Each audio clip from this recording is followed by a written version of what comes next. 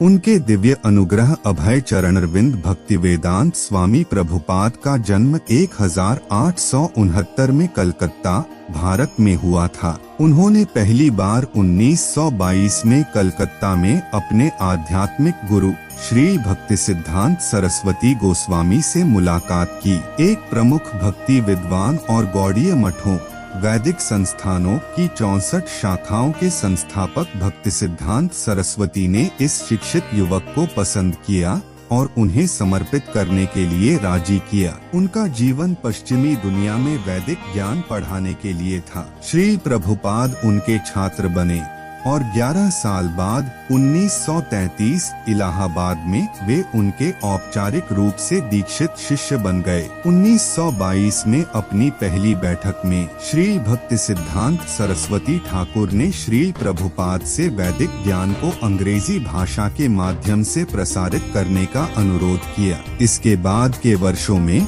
श्री प्रभुपाद ने भगवद गीता पर एक टिप्पणी लिखी और 1944 में बिना सहायता के एक अंग्रेजी पाक्षिक पत्रिका शुरू की। श्री प्रभुपाद की दार्शनिक शिक्षा और भक्ति को पहचानते हुए गौड़ीय वैष्णव समाज ने उन्हें 1947 में भक्तिवेदांत की उपाधि से सम्मानित किया। 1950 में 54 वर्ष की आयु में श्री प्रभुपाद ने वैवाहिक जीवन से संन्यास ले लिया और 4 साल बाद उन्होंने अपने अध्ययन और लेखन के लिए अधिक समय देने के लिए वानप्रस्थ सेवानिवृत्त आदेश को अपनाया। श्री प्रभुपाद ने पवित्र शहर वृंदावन की यात्रा की, जहां वे राधा दामोदर के ऐतिहासिक मध्यकालीन मंदिर में बहुत ही विनम्र परिस्थितियों में रहे। वहां वे कई वर्षों तक गहन अध्ययन और लेखन में लगे रहे। उन्होंने 1959 में जीवन के त्याग आदेश संन्यास को स्वीकार कर लिया।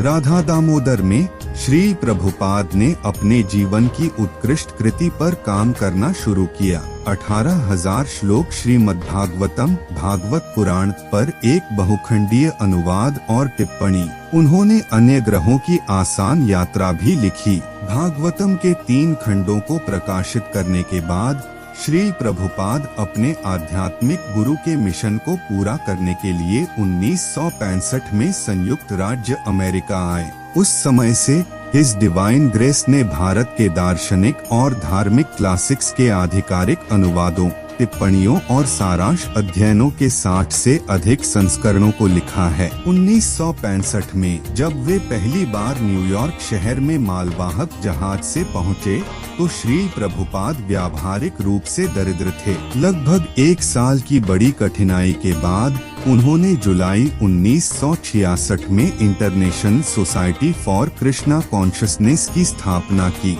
उनके सावधानी पूर्वक मार्गदर्शन में सोसाइटी लगभग 100 आश्रमों, स्कूलों, मंदिरों, संस्थानों के एक विश्वव्यापी संघ के रूप में 1 दशक के भीतर विकसित हुई है। और कृषि समुदाय 1968 में श्री प्रभुपाद ने वेस्ट वर्जीनिया की पहाड़ियों में एक प्रायोगिक वैदिक समुदाय न्यू वृंदावन का निर्माण किया। न्यू वृंदावन की सफलता से प्रेरित होकर तब 1000 एकड़ से अधिक का एक संपन्न कृषि समुदाय उनके छात्रों ने संयुक्त राज्य अमेरिका और विदेशों में कई समान समुदायों की स्थापना की। 1972 में उनकी दिव्य कृपा ने डलास, टेक्सास में गुरुकुल स्कूल की स्थापना करके पश्चिम में प्राथमिक और माध्यमिक शिक्षा की वैदिक प्रणाली की शुरुआत की। स्कूल 1972 में 3 बच्चों के साथ शुरू हुआ और 1975 की शुरुआत तक नामांकन बढ़कर 150 हो गया था। श्री प्रभुपाद ने भारत के पश्चिम बंगाल में श्रीधाम मायापुर में एक बड़े अंतर्राष्ट्रीय केंद्र के निर्माण के लिए भी प्रेरित किया,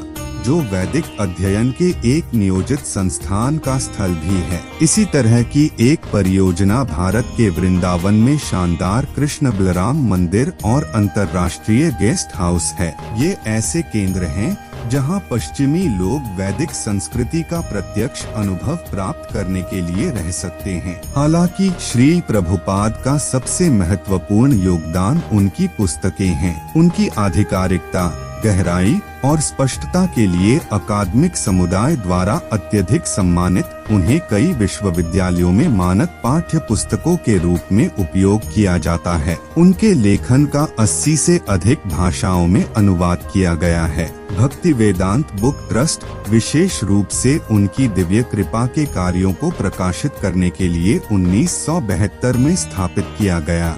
इस प्रकार भारतीय धर्म और दर्शन के क्षेत्र में पुस्तकों का दुनिया का सबसे बड़ा प्रकाशक बन गया है। अपने जीवन के अंतिम 10 वर्षों में अपनी उन्नत आयु के बावजूद श्री प्रभुपाद ने व्याख्यान यात्राओं पर 12 बार विश्व की परिक्रमा की, जो उन्हें 6 महाद्वीपों तक ले गए। इतने जोरदार कार्यक्रम के बावजूद श्री प्रभुपाद ने विपुल रूप से लिखना जारी रखा। उनका लेखन वैदिक दर्शन, धर्म, साहित्य और संस्कृति का एक वास्तविक पुस्तकालय है।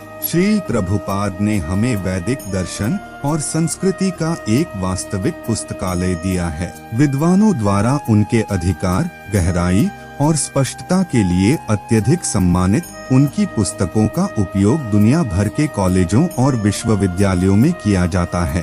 भक्ति वेदांत बुक ट्रस्ट 50 से अधिक भाषाओं में उनके कार्यों को प्रकाशित करता है।